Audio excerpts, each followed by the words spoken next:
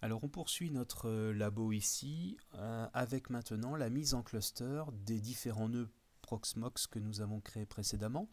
Donc là ici, si vous vous rappelez donc le travail préparatoire, on a un PVE2, un PVE3, donc des nœuds Proxmox qui sont totalement indépendants. Si on clique sur PVE1 et que l'on fait par exemple le résumé, on voit bien ici que le nœud est déclaré autonome, sans cluster défini. Alors l'objectif maintenant, c'est de créer un cluster avec les trois nœuds.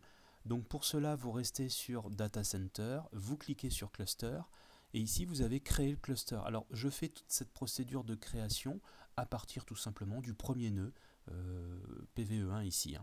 Donc on va cliquer sur Créer cluster, vous donnez un nom à votre cluster, on va l'appeler par exemple Cluster Labo. Voilà. L'adresse IP qui est affichée ici correspond au nœud PVE1, donc on va la laisser, et il ne reste plus qu'à cliquer le bouton Créer. Donc c'est ce qu'on va faire ici, on va cliquer sur Créer, et on patiente le temps de la création du cluster. Alors ici, vous voyez, vous avez donc une ligne de commande qui s'exécute, et l'indication comme quoi la tâche est terminée. Donc on va pouvoir fermer la fenêtre, et ici vous avez le cluster qui apparaît avec le nom du nœud, ici, à ce niveau-là. Alors maintenant, l'idée c'est de joindre les deux autres nœuds, c'est-à-dire PVE2 et PVE3, dans ce cluster. Alors si vous retournez sur PVE1, que vous cliquez sur Résumé, on voit que le cluster est créé, Cluster Labo, avec pour l'instant un seul nœud en ligne. Donc maintenant, on va retourner donc sur le Data Center Cluster. Et là maintenant vous avez une indication, vous avez un bouton qui s'appelle Information de jonction. Alors vous allez cliquer dessus et ici en fait vous allez trouver toutes les informations de jointure pour pouvoir joindre le cluster, le nœud pardon, PVE2 au cluster. Donc ici en fait il suffit simplement de copier l'information donc qui s'affiche ici, donc toute l'empreinte en fait.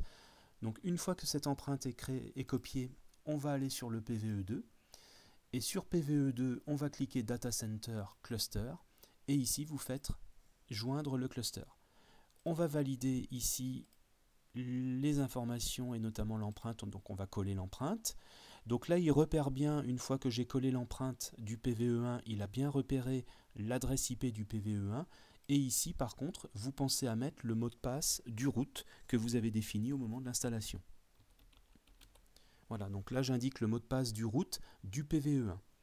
On va joindre le cluster. Alors ici vous faites attention, ne soyez pas surpris. Une fois que vous aurez cliqué sur le bouton, vous aurez une déconnexion. Donc là on va le lancer. On aura une déconnexion, il faudra se reconnecter au PVE2 pour vérifier que la mise en cluster s'est bien déroulée. Donc c'est ce que l'on va faire, on va patienter le temps que le cluster s'exécute. Voilà, alors on va vérifier maintenant que la jointure est bien faite. On va cliquer sur PVE2. Donc ici, vous voyez, on était connecté. On revient donc sur le PVE1 et cette fois-ci, on voit PVE2 qui apparaît. Donc là, à ce niveau, on a bien donc le PVE2 qui est apparu dans le cluster. Alors si on clique sur Résumé, on a toujours donc notre cluster labo et on voit bien donc que deux nœuds cette fois-ci sont en ligne.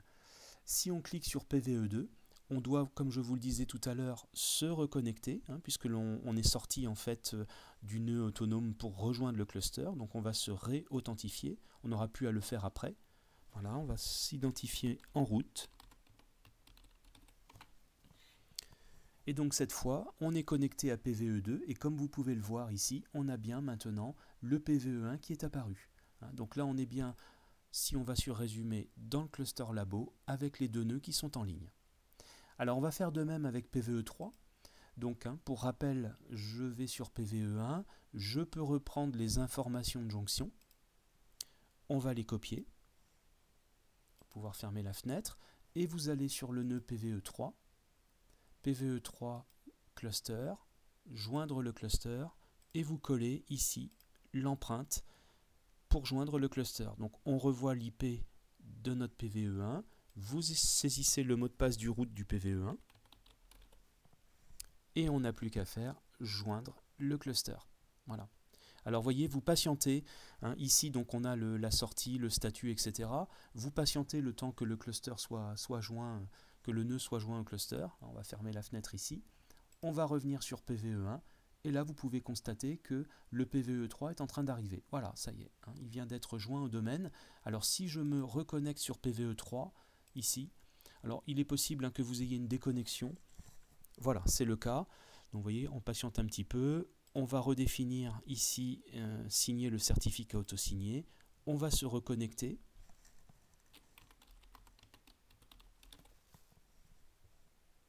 Voilà.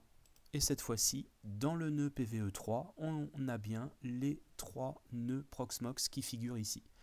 Donc voilà, là nous avons donc un cluster parfait. Donc si je clique sur PVE1, on obtient bien en fait l'ensemble des nœuds à ce niveau-là.